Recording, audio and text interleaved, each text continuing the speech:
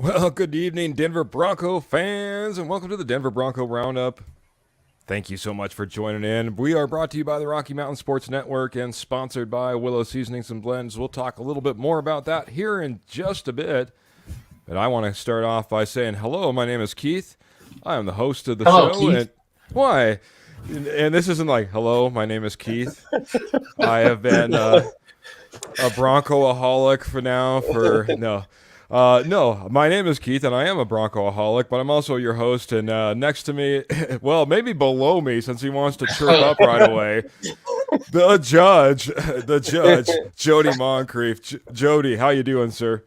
Doing all right. Coming off a tough loss, but not frustrated, but it could be worse. I'm not frustrated, but it could be worse. And that's about the tamest I think I've heard Jody, the judge, come in after a loss. I'm sure he'll get a little bit fired up here in a little bit. I'm going to fire it up to the top corner. Say hello to Albert Mile High Dutchy. Welcome in. How you doing, sir? I'm doing fantabulous. We had some good prelude music before we started the show when we always get together a little bit. Mm-hmm. And so that was good. We have a little surprise for everybody. We will talk about it in a little bit. We will see him in a little bit. And yeah, it was a tough loss, but the playoff hopes are not gone yet. That's what I think. Oh, he's froze. Yeah, Oh, there he is. is. Yeah, he's froze. Well, it happens. So what about you, Trevor? Yeah, just getting over being sick the past week, but continuing to do the show with Keith and you guys. So again, I'm glad that I was able to feel well enough to be here to do it. Tough Broncos loss, but I think that we will definitely bounce back. It's tough, but you're going to have those games on the stretch. You're just going to have to move past them, and you're going to have to learn other ways to be better. And so, thankfully, you're going up against a Chargers team that is definitely beatable and to put 6 points up against the New England Patriots on Sunday. Just putting that out there. Well, it looks like that Kiva is struggling with some internet issues. Well, let's. There he is. There he is. Hopefully. Boy, it never fails. It never fails. Thanks for holding down the show, guys. I'm now on the cellular hotspot, and in the hotspot in the corner. Thanks, Dutchy. I hope I'm not cutting you off. I'm gonna go ahead and I'll transition down to Trevor, have him say hello. And we already did that. Yeah. Oh boy, we took over right after you left. Behind. I'm so far behind. Well, I'm so far behind that I haven't introduced our special guest. I know no one has said hello to set. Boy, like internet issues, I'm stumbling. I know no one has said hello to our very special guest. It's Mr. Kenny Kirkpatrick. Welcome to the show, Kenny. And there he is. Trying to get you on there, buddy. There it is. Oh, we'll do the claps for Kurt. We'll do the claps for Kurt. Oh, there we go, man. I love that. That's for you, Kurt. Pleasure being here, guys. Love hanging out with you guys. Positive thoughts today. No bashing anybody. Positive thoughts on my end, and gonna give Bronco fans, I think, a lot of hope and optimism. That you're gonna do well these last 5 games, and that's my goal. Yeah, Well, thank you, Kenny, man. Kenny's coming in here a little under the weather, all the way on the East Coast, has a fantastic show. It's called the K&K Sports Show. We'll let him plug that before he gets out of here, guys. But just, I can tell you right now, YouTube, Facebook, X, go ahead and go on any of the platforms and search out the K&K Sports Show. You won't be disappointed. We'll have him talk about it here in a little bit. We want to talk to our friends, the posse, in the chat here. Michael Ronquillo coming in and saying, good evening, Keith, Jody, Albert, and Trevor. Go Broncos. Love it, buddy, man. Always positive, always a big part of our show, always a fantastic supporter. Michael Ronquillo, thank you so much, man. Appreciate those orange and blue hearts coming in as well, man. Good friend Jeremy Dressler kind of saying, sup, fellas. Go Broncos.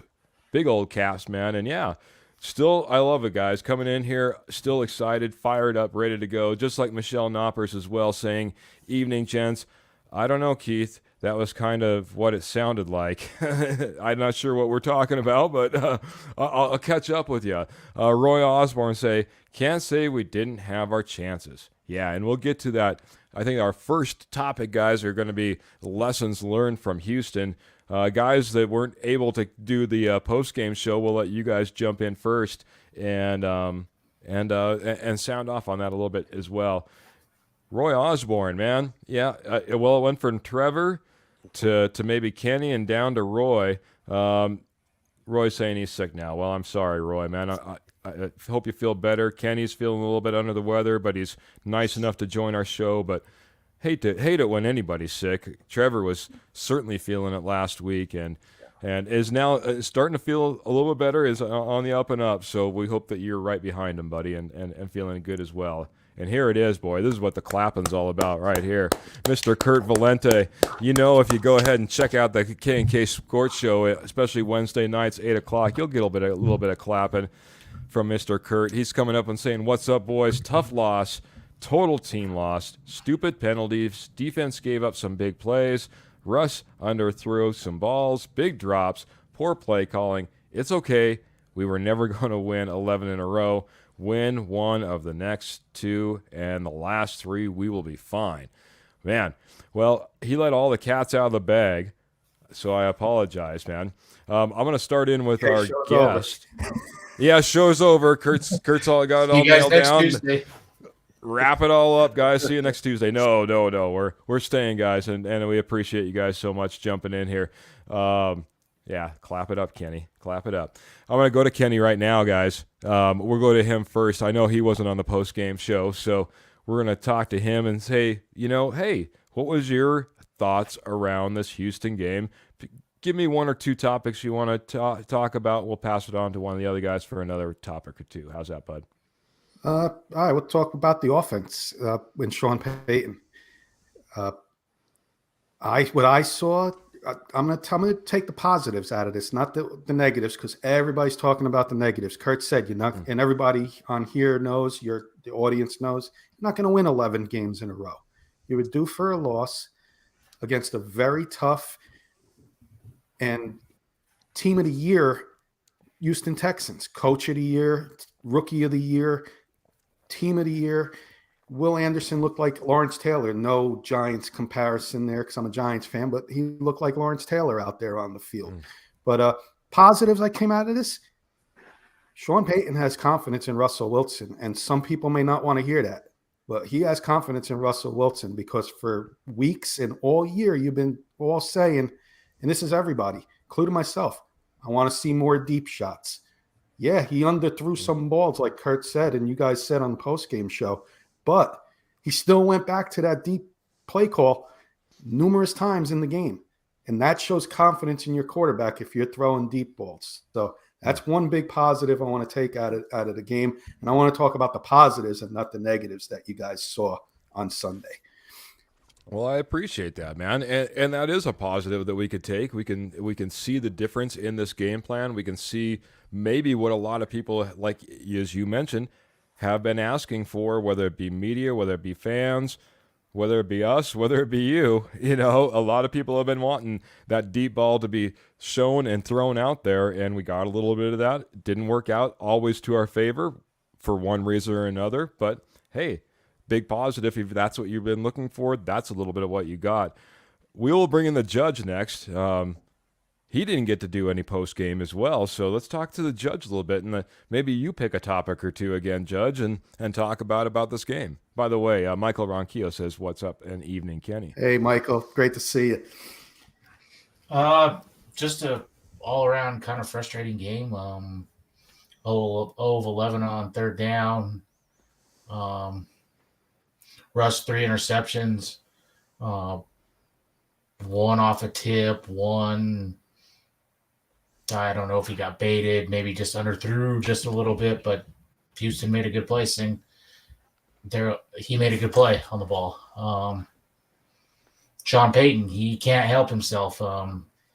Didn't seem like he really wanted to commit hardcore to the run, and he got in this dome atmosphere and, kind of went away from what's been working.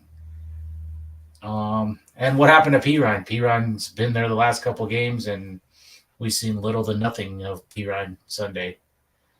It's some stuff that just all around, it just didn't look good.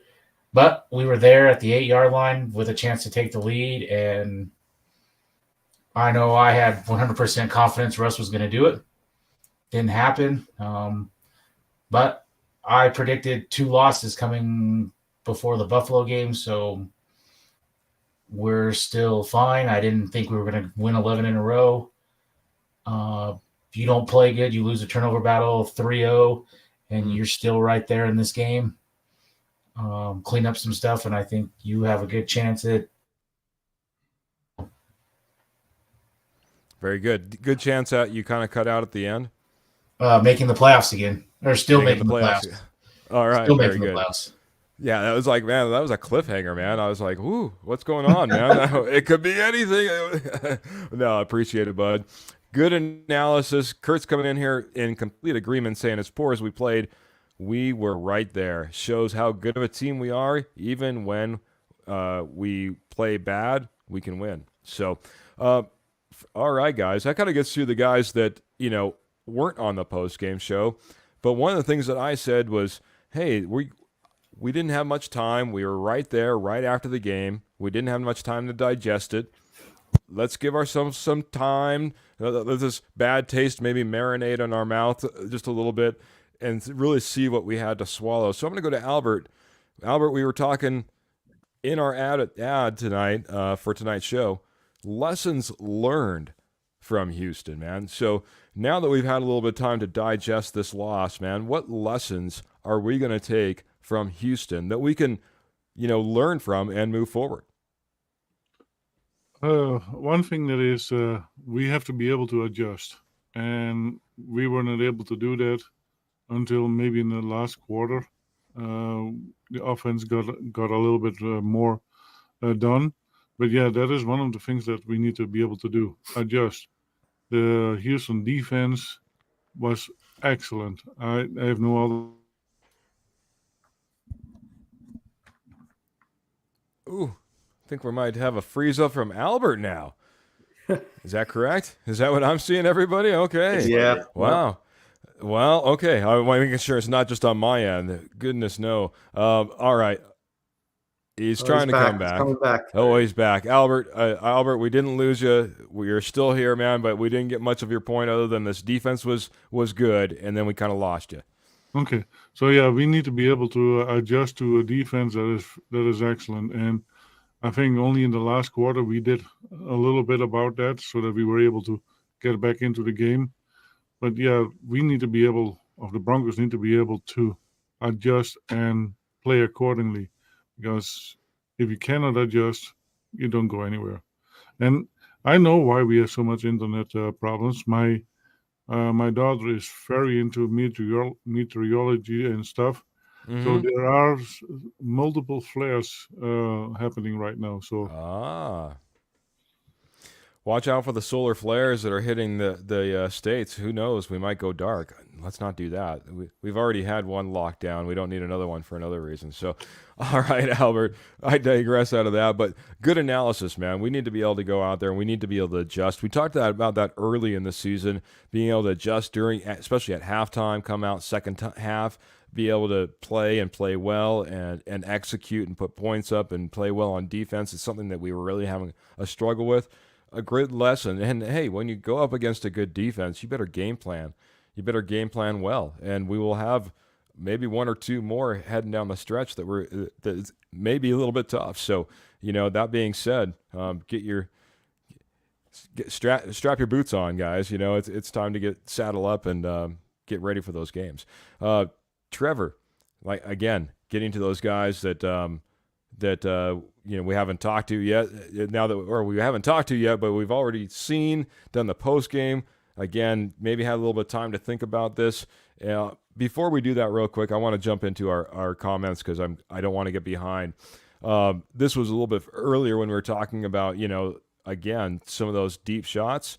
Roger comes in here. Thank you so much, Roger. He says we not only need to see some deep shots, but I'd also like to see some 10 to 15 yards down the middle as well. Yeah, that's someplace that we've struggled. It's a place that, honestly, Russell Wilson hasn't necessarily done well throughout his career. So trying to get that done may be a little bit tougher. It's going to be something that we would have to really, really focus on. And honestly, we had to get our offensive line playing a little bit differently, in my opinion. Also, just want to say aloha to Mr. Patrick Wilsey. He says, aloha, boys. And nice hat, Dutchie. Dutchie, nice hat, bud.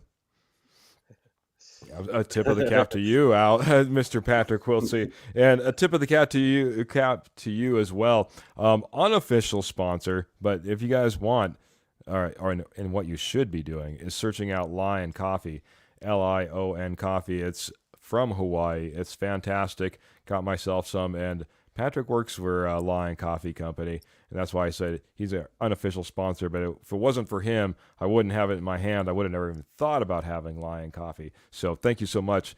Fantastic. I drink it all the time. Also, Miss Michelle Knopper is coming in here saying, thanks, Patrick, and thanks for the wonderful coffee. So you guys got a little bit of coffee as well. So look at that. All right. Heading over to Trevor and getting all caught up now, man. I want to get your thoughts on this game again after you've had a little time to think about it, bud. Yeah, Lessons learned. Yeah, so I just think that the Broncos are going to have to, start adjusting. I think to what teams are adjusting to them too. I mean, we've seen that with Courtland Sutton. Russ loves Courtland Sutton, but I mean, Stingley did a great job by adjusting to him, and you're going to have to start spreading the ball around a little bit more. But we knew that in this game that kind of going into this game against the Texans that it was going to be difficult to run the ball. Texans had the eighth best in the NFL at stopping the run. I mean, they weren't a team that we're going to run for 200 yards on, and so this is a team that, again, with Broncos, we needed to get the passing game going, and we were never able to do that. And whether it was Russ, they wasn't seeing the field, or the offensive line just wasn't good in pass pro. Sean Payton pointed that out in his presser, and pointed that out again on Monday. Got to be better in pass pro. Offensive line was not good all day. So I'm not just blaming this on Russ, but I mean, it's this whole offensive game that we needed. We needed the passing game, and it wasn't there. And I think that showed the difference because Houston wasn't running the ball well either. But Stroud made plays. That often they figured it out. And their offensive line outbeat Denver Broncos' offensive line, in my opinion. And so and that was a big difference maker. I think that you have to win your matchups up front. It starts up front. We've seen that in the Cleveland game. Why did Denver win that game? Why was the passing game and the running game so good? Offensive line starts up front. So the Broncos got to continue to get better at that, and they've got to adjust to not just the defense having to create turnovers. We've got to find – this offense has got to find its way. The defense has stepped up to this point, but the offense has got to start stepping up consistently. We've got to start seeing this offense find ways to win, pull one out, and not just rely on the defense and how many turnovers we get and field position. You have to start somewhere, and it's just you got to find it. If you don't have the run, you got to find the pass, and we just have not figured that out yet. And just got to find new ways to win. Find ways to win. Good teams find ways to win. Yeah, I was kind of surprised looking back, and I was wondering, what would our highest point total be, for a game? There's been some pretty big scoring games if you end up going back and you look at maybe some of our losses.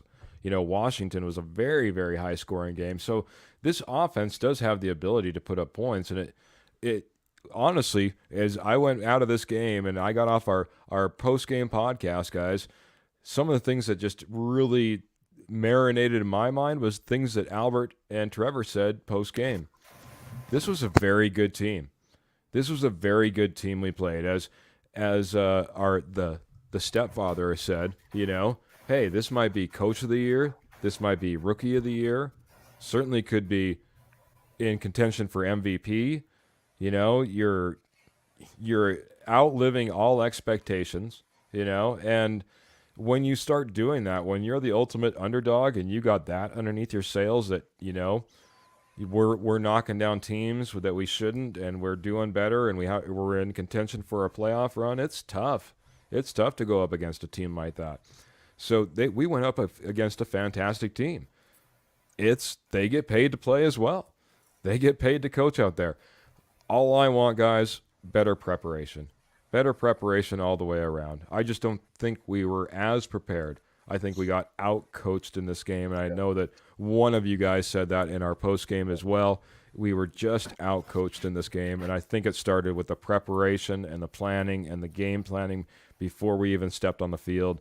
Just seemed like we weren't up and ready for this game, and we'll be up and ready now, guys. I think this is an eye-opener and you know, one to wake you up and get you going like some of that Lion coffee. But that being said, I'm going to digress. I'm going to hit the comments really quick. Roy's jumping in here, and maybe we'll hit this kind of around the horn as well, and I'll start right below me and go around. Roy says, pretty bad that Judy was open more than once and Wilson missed him. This is my question. I'm going to go to Jody first. Jody, is there an issue relationship-wise, off the field, on the field, trust issue? Is there something going on that's deeper than him just missing him on the field? No, I don't think so. Okay. This is what Russ has been his whole career. He has not been a 1, 2, 3, 4 back to 1, 2, 3, 4 read type quarterback. He's never been that. So that's just some things that Payton and him are going to have to figure out. Payton is to throw the ball in the middle of the field. Russ is outside the numbers. Just something they got to work on. Breeze and Payton weren't clicking fully year one. It takes time. I think they will get it together. Just be patient with this and let it play out. Man, so soft-spoken this evening. The judge, man. I want to go in front of his bench. Seems very reasonable this evening. It's heading over to the stepfather, man. What are your thoughts on Judy? Why hasn't he clicked in this offense? It seems like he's had a hard time even clicking with the Broncos in general. Is it a Judy thing? Is it a Russ thing? Is it just the fact that the way the Russ plays, like Jody said? What's your thoughts, bud? I'm going to slightly disagree with Jody and respectfully disagree with Jody a little bit. A couple weeks ago, we saw Jerry Jeudy miss a big touchdown that could have lost them the game. Since then, you haven't really seen much of Jerry Jeudy. And if Russ throws those balls to Jerry Jeudy, there's that big game that I was saying expect from Jerry Jeudy. So it was there, but for some reason, these two aren't clicking. And in my opinion, from an outside perspective, if you want to succeed and get into the playoffs, they better fix it now and not later. So I want to fix it as soon as next week. Get him 6 to 8 targets. Throw him the ball a little more, not just 1 or 2. I want to see 6 to 8 targets from him and be on the same page, because right now they seem a little off. I'm not going to lie. Very good. So the stepfather thinking maybe it has something to do with a little bit of confidence in between, a little bit of trust in between. We've seen him maybe look away in recent weeks, and it's time to get on the page. Time to not be looking away. Time to be looking right towards him and get that chemistry going. Trevor, I'm going to head up to you. What are your thoughts on the Judy-Wilson relationship? Yeah, the 4th and 1, that was one of them that he missed on. Judy was across the field. I mean, Russ isn't going to throw that. He needed to take off. He needed to do everything he can to get it first down. So I'm not blaming that on Russ Wilson. After that, on that one, as far as their connection, I don't think that they're fully connected yet either. I think that there's something missing there. I don't know what has Judy done to earn Russ's trust at this point. He dropped that touchdown pass a couple games ago that would have definitely put Denver up and would have helped Denver. And so I don't know what it is. They need to figure it out, because Sutton's starting to get double teamed and defenders are starting to take notice. And and they ain't going to want Sutton catching the ball one-on-one, you know. So you're gonna start seeing teams down the stretch adjust to it, but they better figure it out because this team, they need Jerry Jeudy. They can't not have Jerry Jeudy and go to the playoffs and expect Sutton to be the one and only guy that makes plays down the field. You have to have connections with all your receivers and all your guys because you're going to need all of them to make the playoffs. There you go, man. Somewhat in agreement with Kenny. Sound like almost in an exact alignment. But we got one guy to fight, kind of finally figure this out, or the final guy to figure this out. Mile High Dutchie, what are your thoughts on Jeudy and Russell and Judy's production on the field this year and maybe even last? Well, this game I think there was a different. Here's the thing. If for 80% of all your dropbacks, you have only 1 or 2 seconds to respond, or you have to scramble for your life, how can you be seeing everything on the field? That is just not possible. And that is also why some of the balls just didn't get where they needed to be. If your O-line is not holding up as it should be, and here's the kudos back to the Houston defense, they were excellent, and they were hurrying Russ pretty much every play. And I keep it at that. Very good. In that perspective, I would say you have to do exactly what the stepfather was saying. You have to make him the number one read sometimes and just try to get him fed the ball in order to try to get some production, because I am in agreement with most of everybody on the panel, if not everybody on the panel. I believe we'd like to see more production from Jerry Jeudy. We'd like to see him get in sync with Russell Wilson. We'd like to have two legitimate wide receiver threats on the field. And geez, Jerry Jeudy should be that guy because we certainly have invested in him to be that type of guy. So Patrick Wiltsey is kind of going back to a lot what Albert's saying here too, and it was a part of the discussion we were having earlier, lessons learned and things that need to improve, and he comes in here and saying trenches, trenches, trenches. Yeah, it was not a good job or a good performance in the offensive trenches. Wasn't that great of a job even in the defensive trenches as far as getting after Mr. C.J. Stroud. I'll be honest, though, if I had to pick out a couple of non-MVPs, and maybe I just want to go around, and I know that Kenny, you said you didn't want to maybe be too negative. I guess you could always bypass if you like. But I'm going to pick a non-MVP out of this game, guys, and my non-MVP, and then we'll move on to other things, is going to be Mr. Alex Singleton. And he's had struggles week after week, but this week in particular, there was certainly missed tackles, missed opportunities of him covering in the secondary. He struggled last week. So in a week that we are going to have a hard time picking MVPs, I think we all agreed with that, even post game. I'm going to do a non-MVP, so my non-MVP is going to be Singleton. I'm going to head back around the horn. I'm going to start with Jody. Who's your non-MVP? The whole offensive line. Okay. They'd been playing well, and it seemed like they were really coming together this week. They just seemed out of sorts. I don't know if Payton got a little too confident in them because you didn't see any chipping helping the tackles. Bowles and McGlinchey both had probably their worst game combined, in my opinion. Even Miners and Cush, who had been good up the middle, allowed pressure up the middle. Just all around was just not a good game. Tough. Rough performance by the offensive line for sure, going back to those trenches. I'll be heading back to the comments right after Kenny and before I get to Trevor. But Kenny, first, your non-MVP of the game.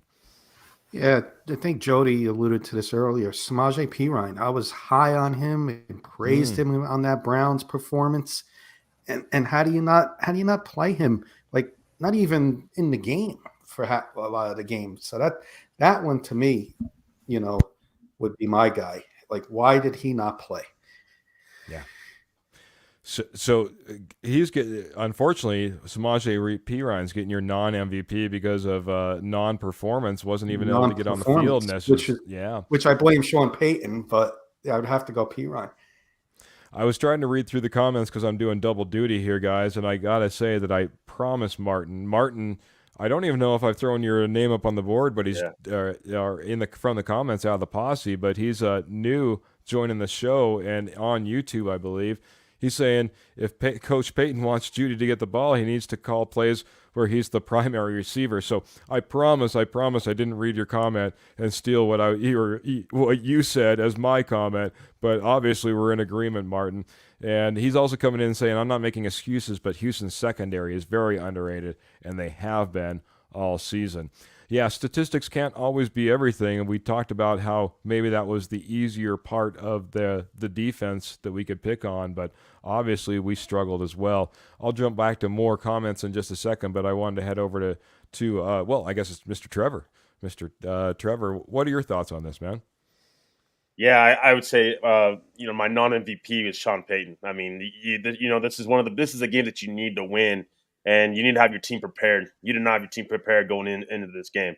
They were started out really slow, the offense. That's your side of the ball. That's what you're brought into. And, yeah, this team loses a game because you didn't perform well on that side of the ball. The defense did enough in this game. Seemingly, the Broncos weren't going to shut down, Stroud. They weren't going to shut him down. No team's been able to figure that out, it seems like, this season. So I think it's offense. I think it's Sean Payton. He's got to get these guys ready to go. And part of that, I think, again, is getting Jerry Jeudy involved, I think, is Sean Payton. I mean, you're not dialing any plays up for him and give him the ball.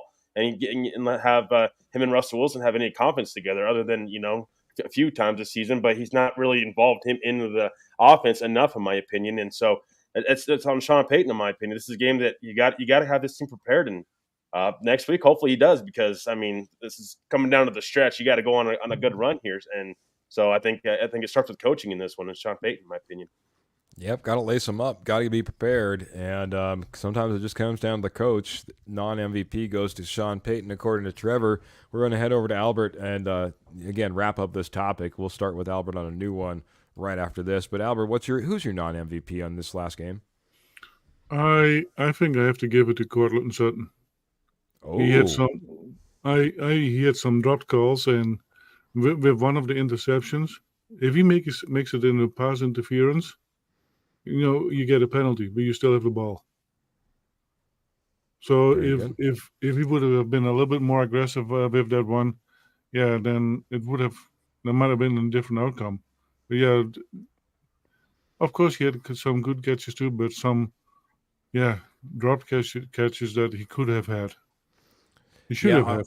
I'll be honest, the very, very beginning of the game could have been really changed, if a couple of balls and maybe a pass interference comes into play, again, could have really changed the way the trajectory of the game started from the very beginning. But that being said, you got to play through that.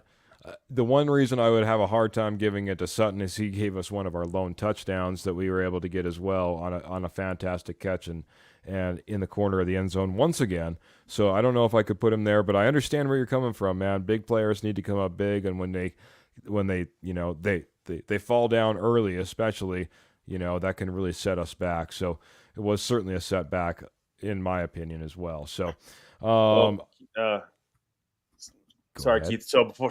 So kind of expanding my point, why did the Broncos not final drive? Why did they waste so much time on the clock? So not only did you waste so much time on the clock, but you really handicapped yourself to you have to get in the end zone because, they had that injury timeout, which is in 2 minutes. You have to use that timeout if you have an injury on the field. I get that. But you wasted 2 timeouts, and then you let the clock just run down for 33 seconds or something like that. So you really even handicapped yourself even more. That's on Sean Payton, in my opinion. He limited this team to you have to throw in the end zone.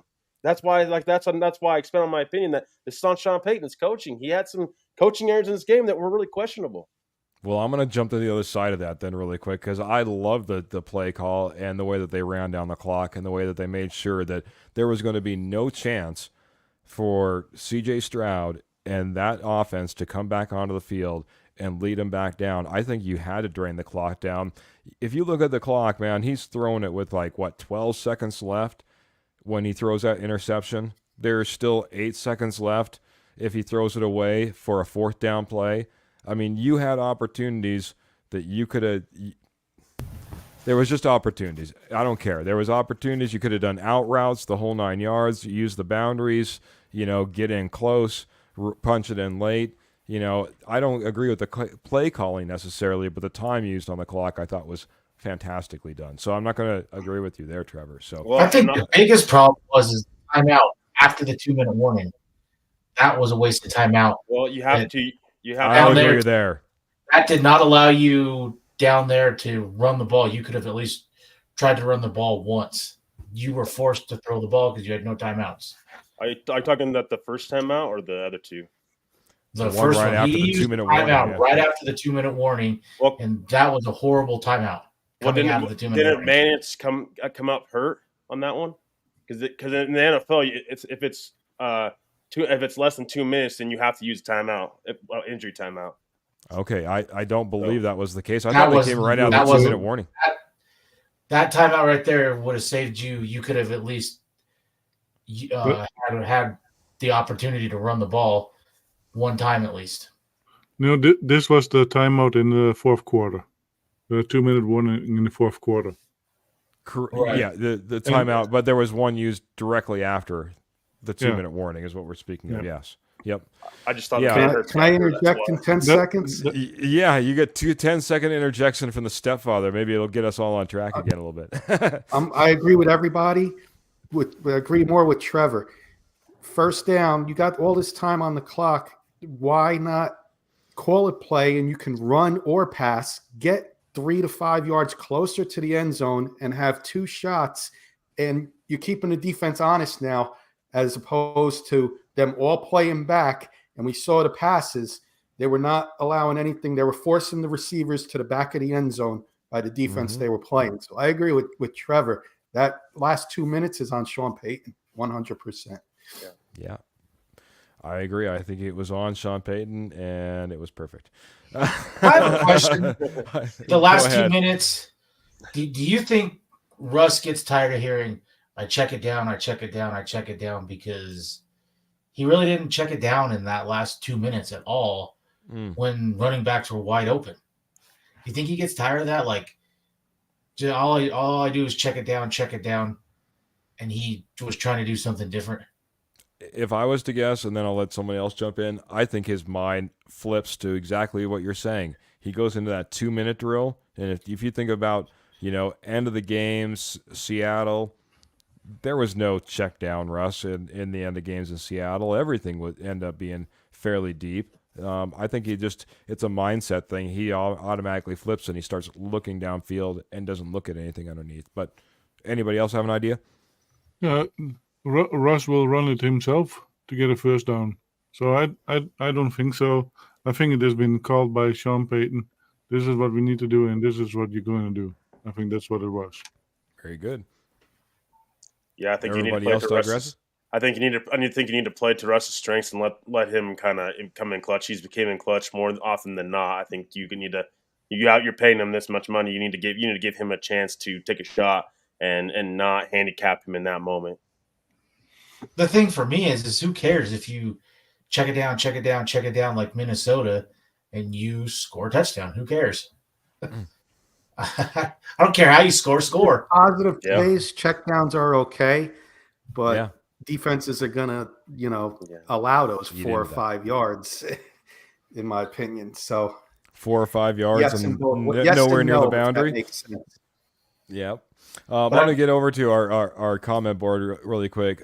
Martin's coming in and says, I agree. There was plenty of time, and timing went the way Coach planned it. And on the other side, we have Mr. David Slade that's coming in, and he's saying poor clock management by Payton at the end. However, Russ let a lot of time on the clock and on one play before snapping the ball. So, again, I think just like we're seeing in the comment board and we're seeing here on the screen and in the podcast, we have a difference of opinion. I'm right there with Martin. I think it was all about great timing and leaving no time on the clock. If you watch the way that Houston can produce at the end of games like they have, I don't want any time left on the clock, and that's what they were playing towards.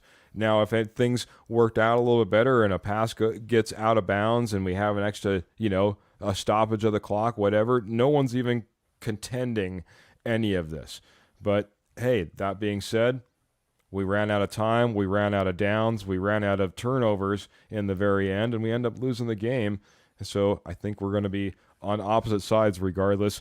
Michael Ronquillo's coming in and says, I don't get why they aren't opening the playbook with Sean Payton and Russell Wilson. And man, if that isn't a perfect little segue into another little topic that we had, I know that Jody was big on this topic. Jody, it was in our ad, and I wanted to get to you on this one first. I said, offensive identity, we need to stick to the playbook, but what is it? What is the playbook, man? Have we figured out what this team is, who this team is, what they are, and are the coach, the fans, you, and everybody else on the same page, or what's happening, man? I think everyone's figured it out. Even Peyton's figured it out. He can't help himself sometimes to run the ball and get 4 yards. That is what you need. 4 runs of 4 yards get you a first down in 3 plays. And he just can't help himself sometimes to throw when it's not warranted. I don't have a problem with him coming out and opening up, throwing the ball deep, because if Sutton catches that pass, people say, oh, it's a great play, and he's getting all the praise. But there's just some, like, coming out of the half, it's like, we're going to throw. We don't commit to the run, commit fully. The Cleveland game was the only game that I can remember running those traps that we committed to it. And look what we did, 169 yards rushing the football. He can't help himself sometimes. And if he can focus on committing to the run more, which I think he's going to, because I did hear today that he is going to start scripting third plays coming out of the half. So hopefully that solves some of the problems of just kind of, I don't know if he's just I don't think he's just, I'll pick this play, it looks all right, or this play, but more setting some stuff up, because it's just not there coming out of the half. We don't do anything. We go 3 and out. It's a wasted possession every time. And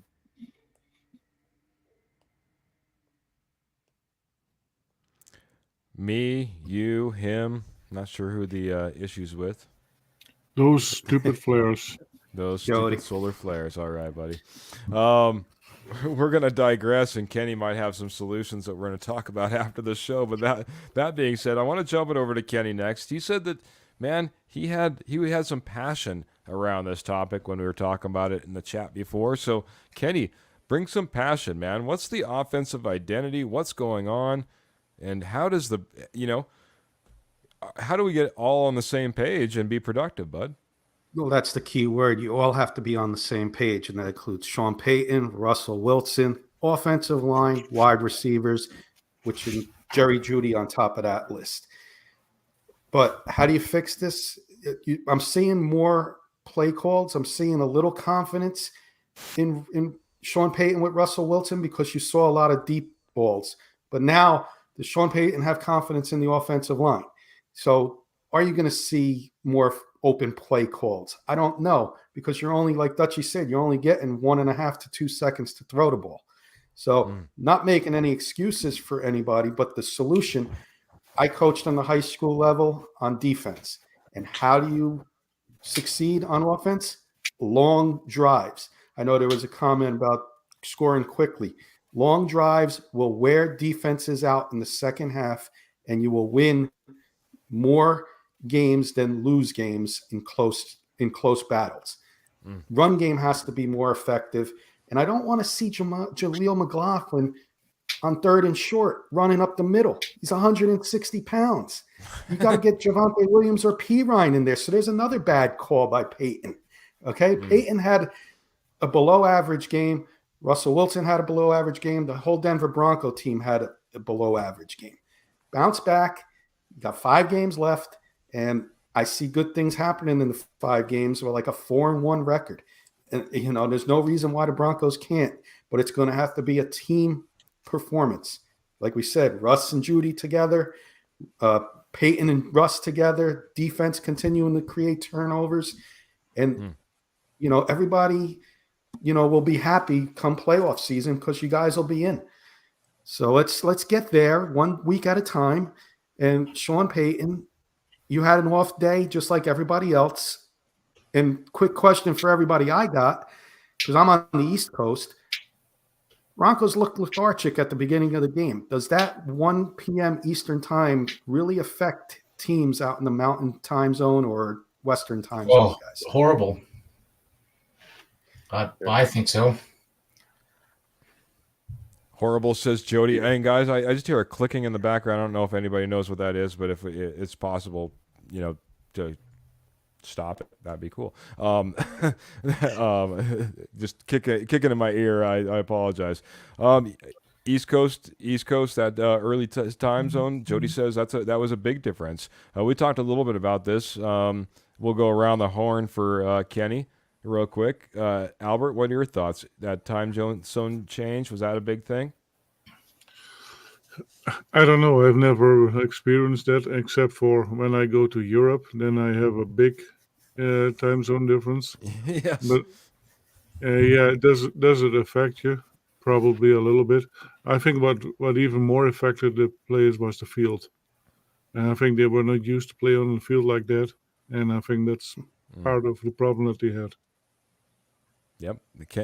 Albert brought that up post game as well. That change of field, going from that that lush green grass surface that the Walter Penner Group has been investing into that that field surface that maybe now is maybe on the outs, as we're trying to get off of that artificial surface possibly. Michael Ronchio coming in here and saying, preach, Kenny, by the way. But preaching now, we'll go over to Trevor. What are your thoughts on this time change? Yeah, I definitely think, it affects the Broncos. It's just the travel and everything. It's so hard. Like, it just feels like you're making up a ton of excuses. It's like, I think you just need to be prepared regardless of the time that you're playing at. I think, it can make a difference, and I'm sure it does, just because the Broncos are not used to playing at 11 a.m. I know, Kenny, it's 1 p.m. on Eastern time, but I think to be a good team, just no excuses. I mean, just go out there and play. Like, it's just that simple. I don't think that making excuses for time zones is something that a playoff team should be doing. Like, you should be just focused on the game regardless of the time. You're playing football, be blessed that you're playing the football that not everybody gets to play. And so I just, it's just kind of like tie the laces up and just go. No matter what time you play. No excuses, Trevor, man. Sounds harsh. No excuses. No, man, I like it, man. I appreciate it. I also appreciate our fans and our in the posse in the chat room. Martin's coming in here, says, in a close game like this one, I really miss the consistency of Tim Patrick. Boy, it's talking about preaching. I'll let you preach on that all day, Martin, but I 100% agree, and I think most of the panel would be as well. Roger's solution, and I like this. This is the way I thought the game plan should have went in Houston. He says, I say go down, score quickly, and have faith that the defense can stop them. I think he's talking about in that 2-minute situation, though. But I like that game plan from the very beginning. He likes our defense. He liked the way that they were playing even in this game, that they gave up a few opportunities. But, yeah, they kept the score relatively low, so I can understand both points of view, Roger. I appreciate you coming in here and talking a little bit about that as well. So, boy, guys, I want to hit this. We've been talking a lot about this Houston game. We need to start looking forward a little bit. So let's start talking about, again, next up, we have the Chargers. Chargers are obviously struggling. We'll be doing a little bit of pregame on Friday as well. So maybe I'll jump in here with Jody and Albert and the stepfather, Kenny Kirkpatrick, and get a lot of their ideas on this one. Jody, man, keys to the game in order to win, versus the Los Angeles Chargers. I thought I was going to have to put my dollar in for the San Diego Chargers there. But that being said, keys to winning against the Chargers. Oh, got to get your mic. There you go, bud. Get back to your identity, running the football. Don't forget that you have more than 2 running backs. Samaje Perine needs to have a bigger role. Get more creative with Jaleel McLaughlin. I seen a stat today that I think it was 98.7% of the time when he's on the field, he gets the ball. Mm-hmm. It's not creative. When he's on the field, teams knows he's getting the ball. And Russ, get back to what you did in this 5-game winning streak, not turning the ball over, being smart with the ball, taking care of the ball. And come back from this loss. you're a better team than the Chargers. You need this win if you want to have playoff hopes. This is a playoff team. So go out and show why last week was just a one-off, and come back and start another streak. Start stacking those wins again. Get back to what you do best and get your identity back. I like it, bud. Albert, I like always what you have to say, so break it down, man. How do we beat the Los Angeles Chargers come this Sunday? First, we need to see if our defense can be just like the Patriots defense and just hold them to 6 points. If that's due, then we have a very, very winnable game, because we should be able to score better than what they have done. So I think, like Jody said, run the ball and stick to that plan, and let Russ cook once in a while, and then let the defense take care of Justin Herbert. Sounds good, bud. Patrick's coming in here with his advice. He says, first key, play football on a football field. Second, hit them hard and often. Sorry, couldn't even get the second one out. I want to jump over to Kenny. He's coming in third on this topic. And our keys to the game of beating the Los Angeles Chargers, Kenny? I'll be real quick, Keith, because I know you got a lot still on your agenda. I got two keys. All right, buddy. First one, long, sustainable drives. I know we just said you want to score quickly, but keep Justin Herbert and the Chargers offense off the field, because that's their strength. Keep Chargers defense on the field, and long, sustainable drives. The second one, defense, create 1 or 2 turnovers. You didn't do that against Houston. Create 1 or 2 turnovers, and those are your 2 keys of winning this game, in my opinion, Keith. Thank you, buddy. I appreciate it, man. Those are fantastic keys to the game. So I think it's something that we need to do. Time of possession is something that is a big key, and we talked about a little bit earlier. You talked about it, I should say, a little bit earlier. Being able to go ahead and grind it out on defenses, wear them down. Well, time of possession is a key contributor to that, or a parallel to what we see in that. Time of possession, grinding out the football, wearing down that defense, getting the win. Going to go ahead and head over to Trevor and get his thoughts now quickly before we jump into the next and maybe last topic, and then we'll go from there. But your thoughts on this Chargers team, man?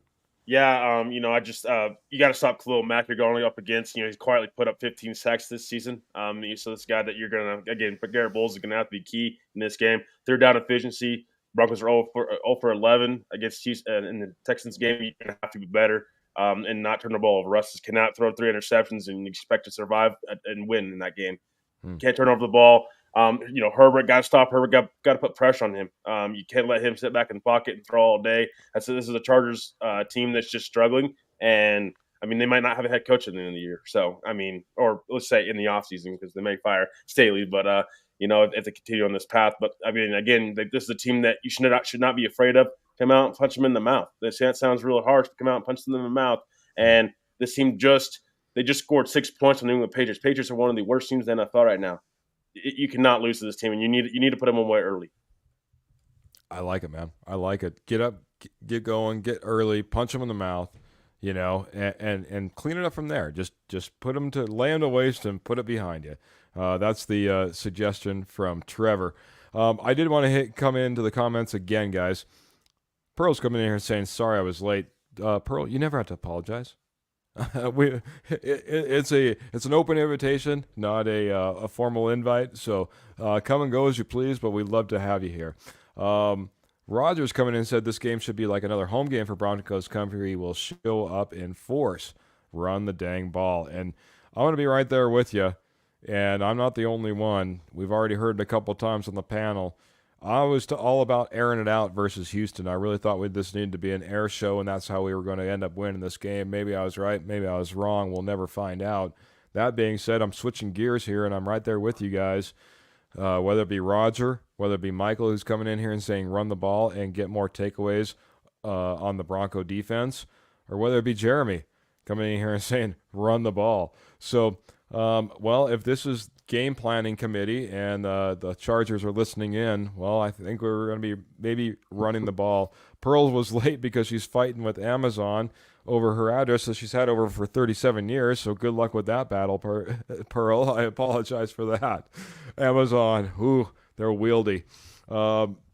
Guys, we talked about the Broncos. We talked about, this loss, what we learned, lessons learned.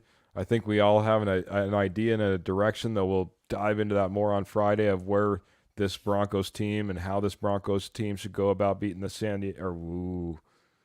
See, so tough. It's another man. dollar. Put $1 in the jar. $1 in the San Diego Charger jar. I might as well just say it now. I'll get my wallet out here in a moment. I put like a 10 in there because I say it all the time. There you go. It's going to be tough. It's going to be tough. And then pretty soon we'll have the Las Vegas Raiders coming up again here shortly. Yeah. But that being said, the Chargers, we'll get to that game on Friday, guys. But I want to, I'll go around, and again, we're kind of up against the clock, so maybe make this kind of a quick hitter.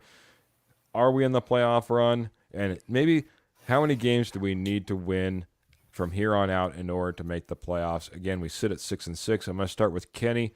And, sure, we'll start with Kenny, top middle of the screen, something different. Kenny, what are your thoughts? How many more games are we still in the playoffs?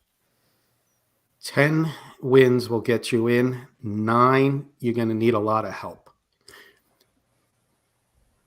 Very good. And are we in the playoffs? Are we in the playoff hunt still? Are we with your going schedule? To make the playoffs? I think you guys will be very happy, and the audience will be very happy. I think you will be a wild card team.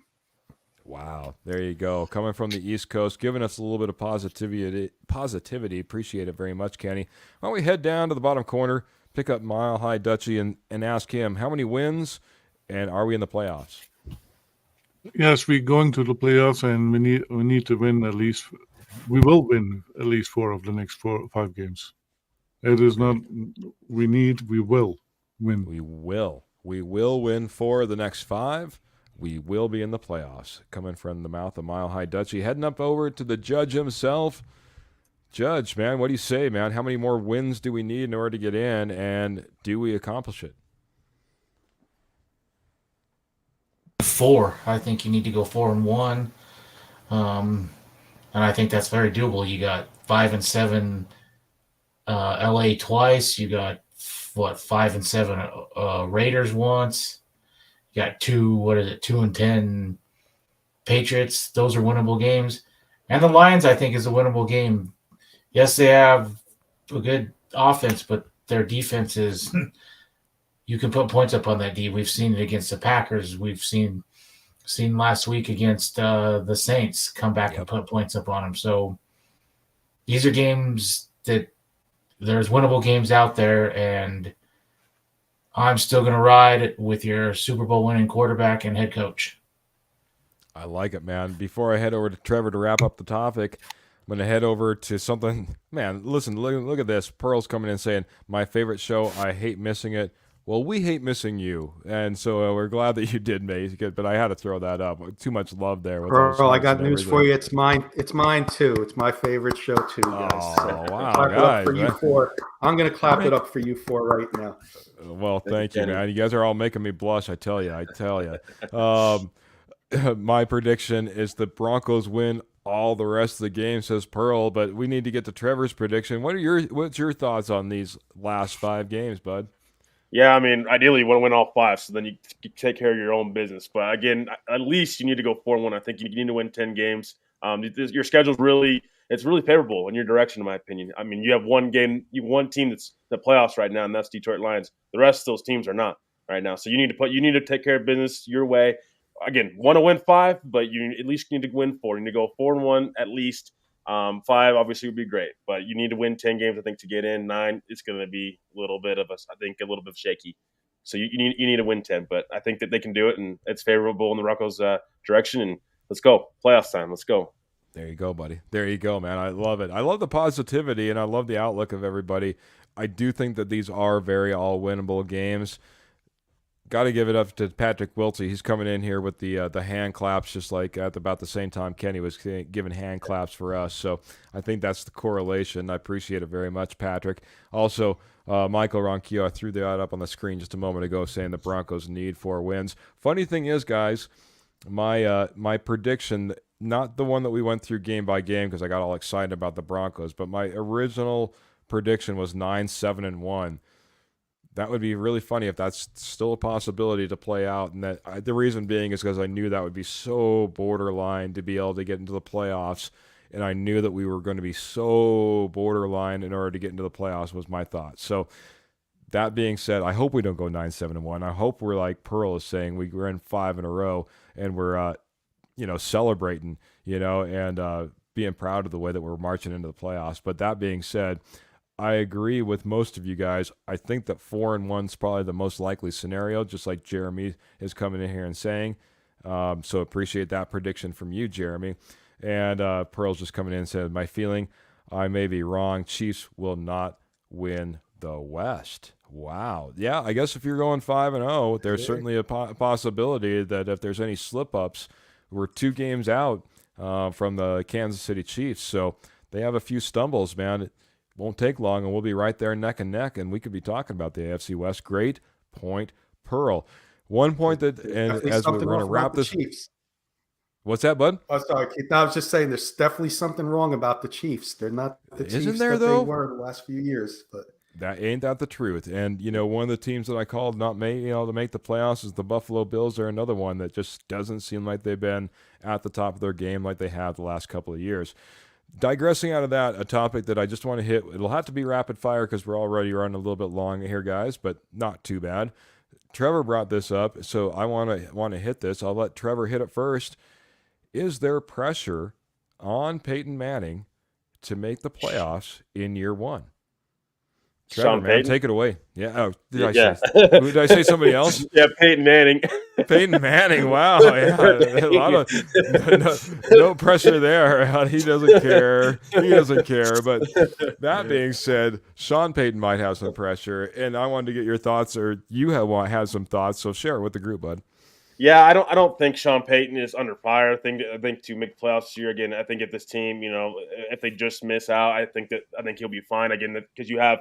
And next year and beyond, you have, you can say, well, we've been that close as we ever been in 7 years. So we just need to upgrade the roster a little bit, and then we'll be back where we need to be. But yeah, I mean, I think he definitely wants to. I think his competitive side, he definitely wants, and everybody wants to, of course. But I don't think he's under fire for doing so because he's signed a 5-year deal, and Broncos are getting money. He's not going anywhere anytime soon. So no, I don't think he's under fire, but it definitely would be nice, and it really says something about how well he's coached overall this year if the Broncos did make the playoffs. Because, again, beginning of the season, we weren't talking about this team making playoffs.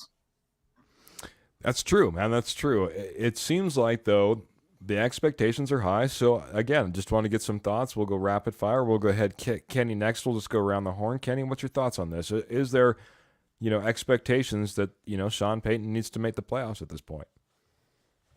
I'm going to say yes. I mean, you historic bad start to the season, 5-game win streak, roller coaster of a ride. You don't want to regress now.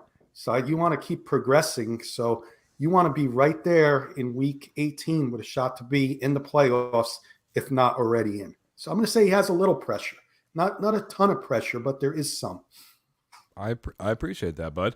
Jody, I'll pose it to you just a little bit different. Sean Payton said a few things in this offseason leading up to this season. One of the things he said is that if the Broncos don't make the playoffs, it would be, quote-unquote, a disappointment. So did Sean Payton even put a little bit of pressure, and is there pressure on Sean Payton to make these playoffs?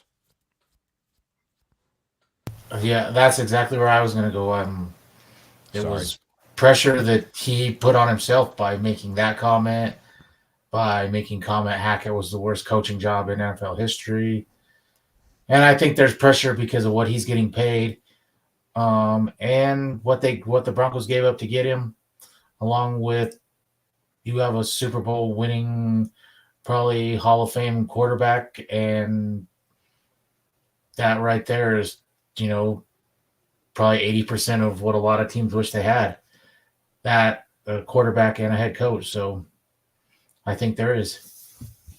Very good, man. So more pressure than maybe it was anticipated when I first put this question to bounds. So I'm going to head it up with Albert. Albert might be the either tying it all up or be the ultimate tiebreaker. What are your thoughts, Albert, on pressure to make the playoffs? Pressure on Sean Payton, not Peyton Manning. I almost did it again. I don't think there's pressure on making the playoffs. I think there's pressure to change this environment around from a losing environment to a winning environment, and just get a complete different nature in the locker room. And I think that is already happening. I think he already has succeeded right there and then. And if we make the playoff, it will be cherry on top. All right. I haven't chimed in on every single one of these topics, but I'll chime in on this one, guys. Be happy. I think there is pressure on for us to make the playoffs. And, man, if there's pressure to make the playoffs, that means maybe, just maybe, as Albert was kind of alluding there, we're starting to turn the corner. You're starting to be a winning organization. You're starting to build something that can be long and sustainable. And that's why you end up having pressure. That's why people have expectations for you to make the playoffs. There's expectations from this team, whether it be the fan base, whether it be the media, to make the playoffs. And it's a great place to be. It's a place that we haven't been necessarily, especially this far into the season. So thank goodness we have that Super Bowl winning coach, that Super Bowl winning quarterback, the expectations that come all with that. It's a great place to be. So, yeah, I think there's expectations, but it's a good thing, guys. So it's a fantastic thing. Kind of like some of our wonderful, wonderful fans. And I'm going to round out with a few comments here, guys, and then I'm going to get some final thoughts, and we're going to get out of here until Friday. So that being said, Martin's coming in here and saying playoffs or not, if we don't beat the Raiders, I'm going to be ticked. I agree, 100%. Got Mr. Michael Ronquillo, and I appreciate that, Martin. By the way, Martin, again, new face, new name. I don't recognize you. If you've been in here before, I apologize, but appreciate you jumping in here and being a big part of the show tonight as well. Michael Ronquillo, always a big part of the show as well, saying great show tonight. Keith, Albert, Jody, Trevor, and Kenny. And I think I did those out of order, but that's all good. Go Broncos. Hearts, orange and blue, and in addition, the clap, buddy.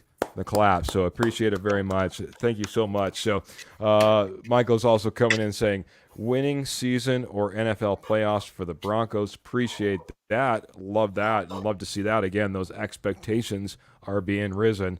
And then again, Pearl coming in here saying pressure good, gets you hungry. Hungry teams win.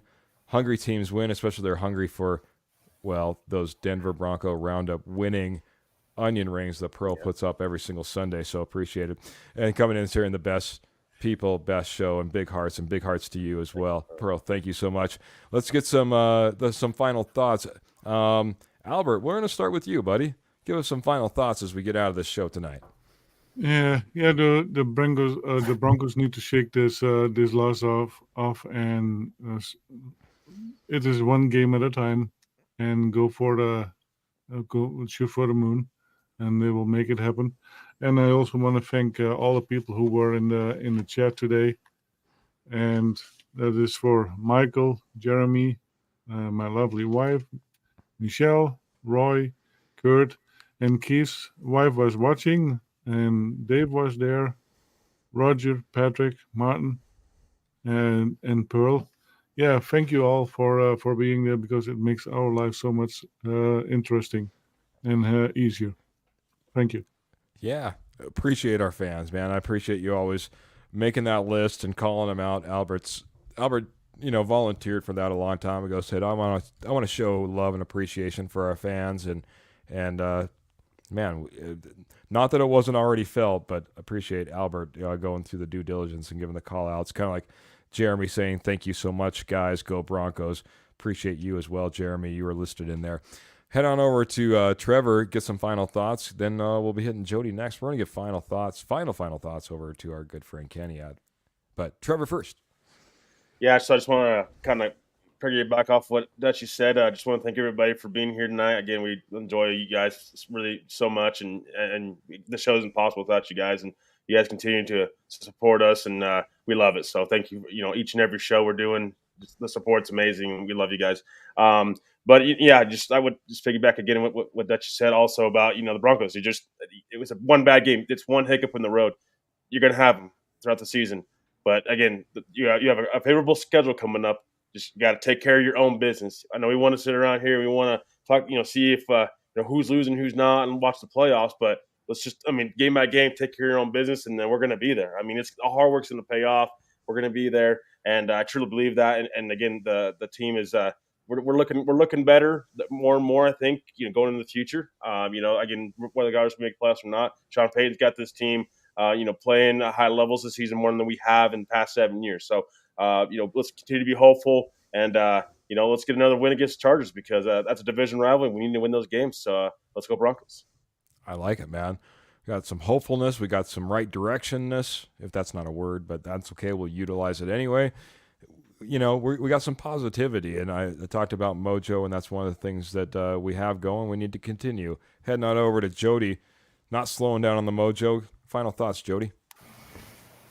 Put last week behind you. If you think you're a playoff team, go in there and punch the Chargers in the mouth and come back and win this game. This is a game you should win, need to win, and do what you got to do.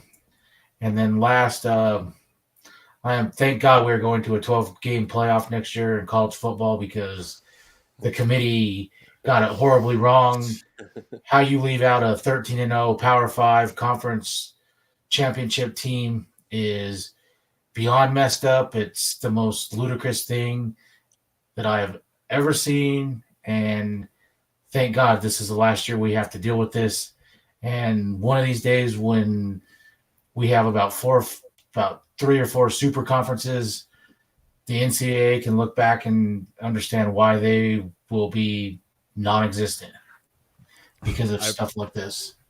I appreciate that, Jody, man. Always bringing, not only fantastic Denver Bronco, topical, fantastic, conversation every single week to the Denver Bronco Roundup, if not more, but also has a little bit to say when it comes to the NCAA and what's happening on in football. And that's a fantastic transition. I will get to Roger after we get to Kenny stepping out, because Kenny, part of your final thoughts and why this is a good transition is because I want you to talk a little bit about K&K Sports Show and everything that you guys have going on over there. It's a full podcast full of, just podcast after podcast, tons going on. So take it away, Kenny. By the way, Kenny, thank you so much for joining. I appreciate you so much being part of the family, a cousin of the Denver Bronco Roundup, and jumping in here on a guest spot on the regular, it seems like. So thank you very much, sir. Well, thank you, guys. It's a pleasure to be on your show each time you invite me on. I'm going to speak my final thoughts as an audience member and not as a guest. And I know the audience is going to agree with me. I know I've seen some in the comments. You guys are the best Broncos podcast around. You guys been doing this a long time. Keith, you've been there a couple of years. We've known each other. Yeah. Recently known Jody and Dutchie, and most recently known Trevor.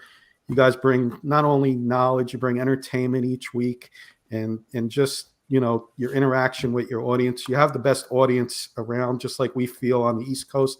We have the best audience around. But thank you for what you guys do, speaking for the audience. And keep it up. You guys do an amazing job. Do not change anything. You guys are perfect the way you guys are. Perfect foursome.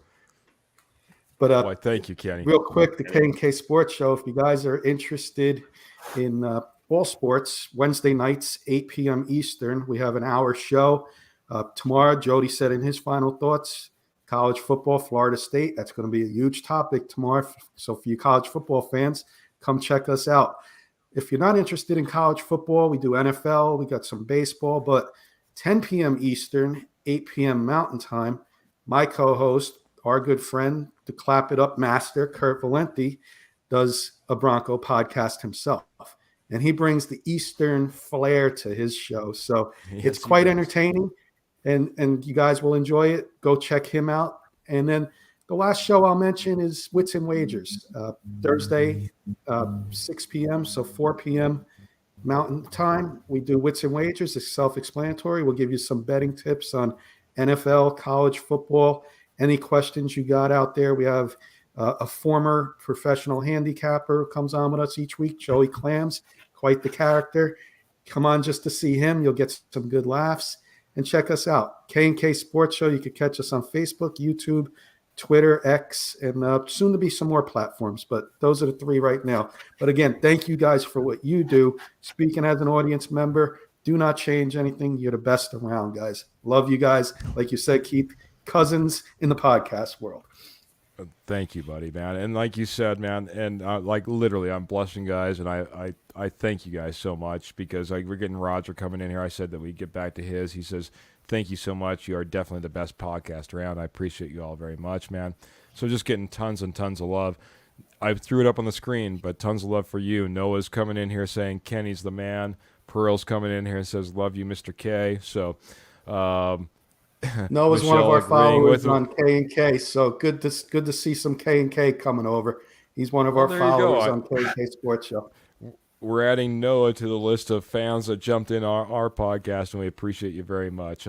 Roger's coming in and saying, Utes, baby. And just to get fired up, Michael Ronquillo saying they didn't want Florida State to be the TCU team from last year's national championship game. So jump in some of that. Real quick, Keith, go ahead, buddy. I forgot to mention one thing. I'm trying to don't know yet, but breaking news for your fans. One of you guys may be coming to our show tomorrow on the K&K. Trying to get one of you guys, whether it's Jody or Trevor. I know Keith and Dutchie can't tomorrow, but trying to get Jody or Trevor over. Come check us out. You'll have one of the Denver Bronco Roundup guys on with us tomorrow. Even if we're not there, man, I'm telling you, fantastic show. And they're going to be talking that was a great transition back, and that's why I was talking a little bit about it earlier. These guys have they cover college football wonderfully. So if you want to get that step down, that tier down, that feeds the NFL, that gives us all these stars, and you want to be talking about those guys, these guys got it nailed down. Check those guys out tomorrow night. May have a Denver Bronco Roundup member in there as well, but either way, guys, fantastic show. You don't want to miss it. So, guys, we got to get out of here. Ran a little bit late. Do want to give a couple of shout-outs before we get out of here. Have to give a couple of shout-outs. Not that it's mandatory, not that I'm legally obligated, but because, man, I would be, leaving you guys out of the loop if I didn't let you guys know all about First Rocky Mountain Sports Network. It's who we're brought to you by. It's probably where you're getting this podcast if you're out on YouTube, if you're out on X, might be even on Facebook as well. So that being said, Rocky Mountain Sports Network is the hub for all your Colorado sports, whether it be the Broncos, the Rockies, the Avalanche, your Nuggets. That's the way to go, guys. Check out Rocky Mountain Sports Network. You can check out their website, rockymountainsn.com. There it got Apple Podcasts out there when it comes to your Avalanche right now, soon to be joined with the Denver Bronco Roundup. We're working on that as well. But you can go out there on, like I said, YouTube. You can go out there on X. Check out Rocky Mountain Sports Network. Again, fantastic way to be caught up on all your Colorado sports. Guys, finally, Willow Seasonings is our sponsor. Willow Seasonings is a Colorado-based seasons and sauce company, and I'm telling you, they're your best friends in the business when it comes to Christmas and making sure that you're taking care of the pit boss that needs to have a present underneath the tree. They have fantastic packages over there for Christmas right now, and right now I threw it up on the screen. WillowSeasonings.com is not only the website that you'll want to go to, but the promo code at the end, DBR 2023, is the promo code that you'll want to use. If you go on to WillowSeasonings.com, you type in DBR 2023, you're going to save 15%. That's fantastic for you. You're going to get that wonderful, wonderful spices and sauces that are Blue Ribbon award-winning. They're Colorado-based. They're Denver Bronco loving. Believe me, there's a lot of reasons to support them. First and foremost, the flavor. They'll spice up your life. That's their tagline. But lastly, using that promo code, you're not only going to save that 15%, but you're going to help out a Rocky Mountain Sports Network family in need. Every time we use that code, $1 goes towards a family. So please do what you can. Go ahead, head on over there. You won't be disappointed in the product. Get some for yourself. Get some for the pit boss. But that being said, guys, we do need to get out of here. Just a quick reminder, 3 shows that the Denver Bronco Roundup puts out. We have this OG original show on Tuesday at 7 o'clock. We have our Friday night with the Denver Broncos that you'll want to watch out. Ads dropping all the time for that show. That's our kind of our pregame leading into the weekend. Will really be a pregame come that Saturday game that'll be coming up. And then, of course, a postgame show as well. Always check that out. Typically Sunday, right after the 2 o'clock game. We're trying to jump right on in there as well. Give you the up-to-date gut reaction of how we all feel about how the game just went down. So 3 fantastic shows to catch right now of the Denver Bronco Roundup, guys. So appreciate all the support. I'm gonna get out here with our normal again. Keep your guns into your holsters. Keep your boots in your feet in the stirrups. Your boots in your stirrups.